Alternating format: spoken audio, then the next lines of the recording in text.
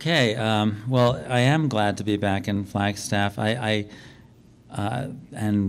I would come every week if I could. I don't come every month, but I do love Flagstaff, and it's wonderful to be back.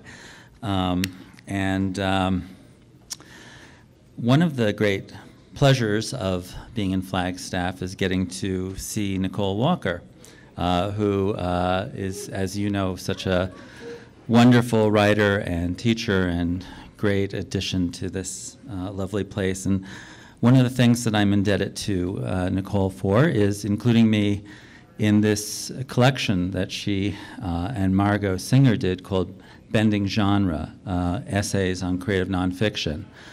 And I believe it started out of some panels that she and Margot were doing at the Associated Writing Programs conference, and I was on a couple of those panels, and we were supposed to do sort of essays on bending genre, and so I came up with a pretty odd one, and I'll just read you one of the quotes on the back of this, which will give you an idea of the flavor of the whole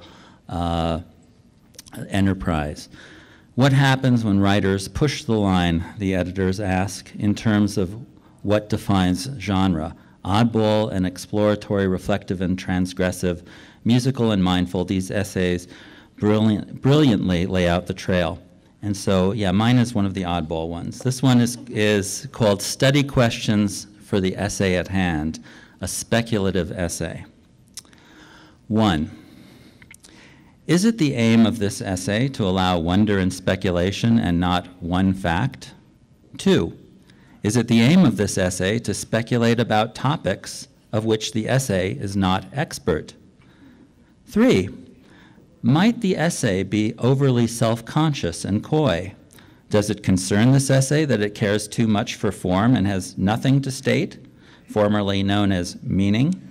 That it actively avoids meanings, messages, interpretations, that it has no author, that it might be a trick that someone is playing on you, that you have always suspected that God was out to get you, and now here is your proof that perhaps you should not follow that line of inquiry.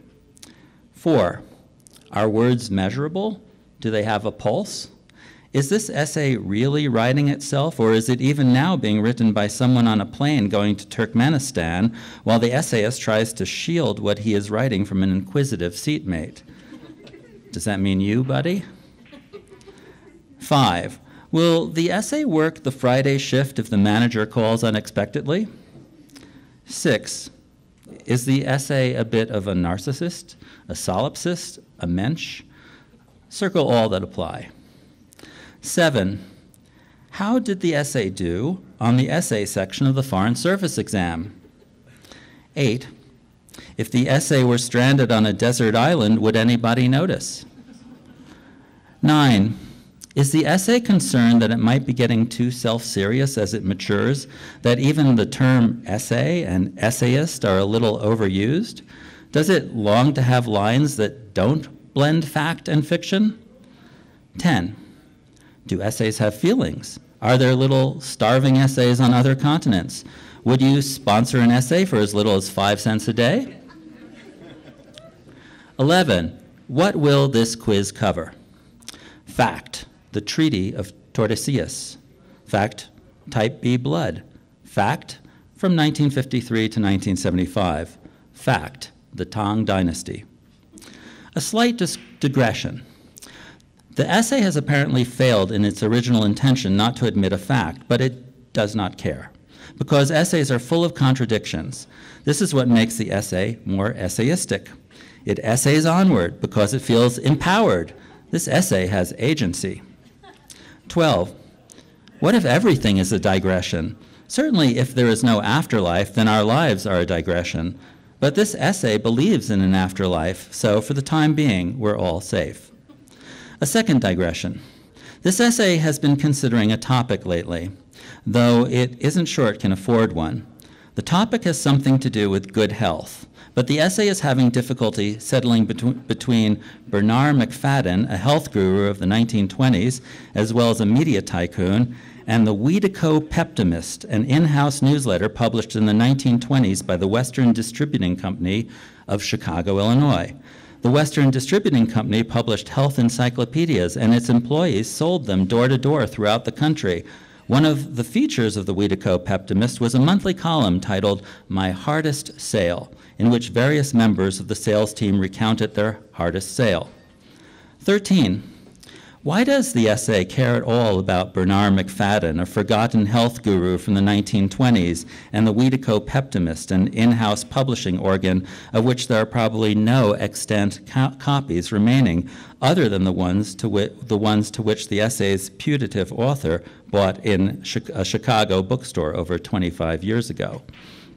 This essay has no idea why it cares, or why anyone else should care, what is commonly known as the so what factor, except that the Wiedeco-Peptimist is charming and quaint and forgotten, a misplaced shard of existence, as is the forgotten McFadden with his lustrous hair, and the photographs of him taken 30 years apart showing a man in skin-tight unitard, the earlier photo surprisingly daring in the asslessness of his unitard.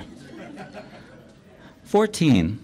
Is part of the essay's job to dip back into the dust heap of forms and people gone by, locating survivors in the wreckage of an imploded building, as it were, grasp them by the hand and say, "Rise up, Bernard, rise up, you Peptimists. Live again, if only briefly. Show us your stuff."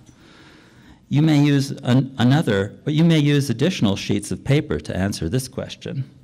Note, this essay will not resort to cheap tricks, and it will never lie to you, because this essay has signed a contract with you and has left it on your kitchen counter for you to sign and fax back. This essay would like to inform you that the contract works both ways, something that people sometimes miss. But this essay will not lie to you. And you know you can believe what this essay says because it has said it, and isn't that proof enough? This essay does not need to impress you with a litany of dubious facts gathered via a web search and then present it to you as though it has spent weeks in the musty stacks of the University of Iowa Library, bringing book after book to its study carrel where it pores over ancient tomes to find exactly the right bit of information. The library is, in fact, emptying itself of books, and few people seem to notice or care.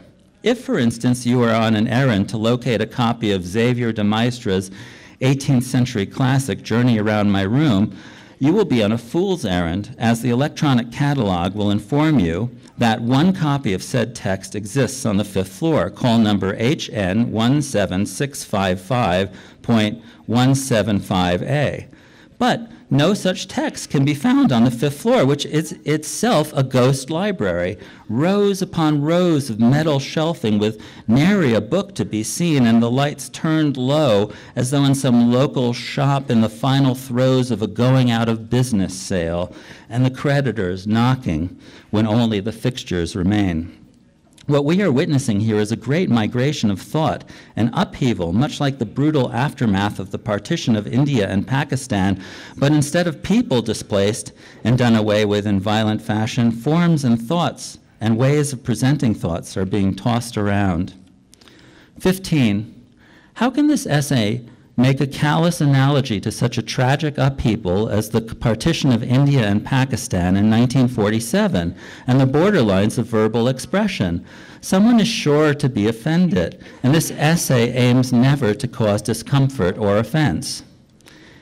If the essay is making all this up, by the way, then kudos to it, because it has a better imagination than most people, and so shouldn't we give it props for that? Not that this essay feels comfortable with the word props. Props is not a word this essay would normally use, though it is curious about the word's etymology. But it is not about to do a web search to find out the etymology of the word props, as it is used colloquially in the 21st century. It will not resort to that trick so in vogue of gathering up a list of factoids and presenting them as a litany, as though the simplest recitation of random facts abutting one another has some literary merit. But this essay has a hunch. And if that hunch is correct, then the word props was first used in its colloquial form in an early draft of the Moncrief translation of Swann's Way by Marcel Proust. in which the narrator praises Eulalie for the masterful way in which she humors the hypochondriacal Aunt Leonie of the narrator when he writes, quote, "My aunt might say to her 20 times in a minute for the way in which she humored Aunt. 'The end is coming at last, my poor Eulalie.' 20 times Eulalie would retort, 'Knowing your illness as you do, Madame Octave, you will live to be 100, as Madame Sazerin said to me only yesterday.' Although Eulalie persisted in referring to Madame Sazerat as Madame Sazerin, I believe that my poor aunt still gave her props for never faltering once in the role in which she was cast in the Daily Passion play, whose repeat performances were the only theater I knew for a time, peering at this scene both in memory and as a child, as if through a pair of opera glasses turned round the wrong way." Note, see Section 2, Paragraph 3 of the contract on your kitchen counter. You don't need to read it if you don't have time. Basically, it's a standard indemnity clause.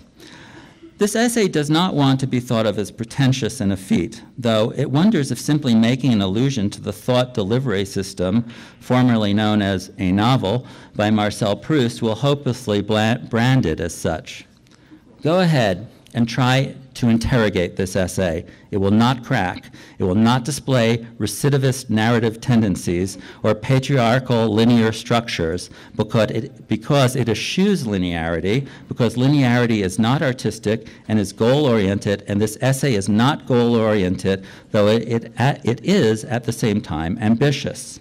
Don't look at this essay the wrong way. It will stick a journalism major up your ass. Never call this essay unambitious. It received a prestigious award for its ambition and was nominated for others. This essay practices hot yoga, but it's tired and it's bent out of shape and is blending with other essays and other forms of discourse within its personal space. Please stay out of this essay's personal space, because some essays smell when they exercise and some are lecherous, and that's why this essay would prefer to work out with essays of its own kind. Read, "Would management please tell literary journalists to find their own workout space?" This essay does not mind a certain amount of blending, but it prefers subversion to blending. They are not the same, you know. 16, is it just my imagination, or is this essay still driving at something? 17, is the world spinning faster? 18, is everything simply a digression? Thanks.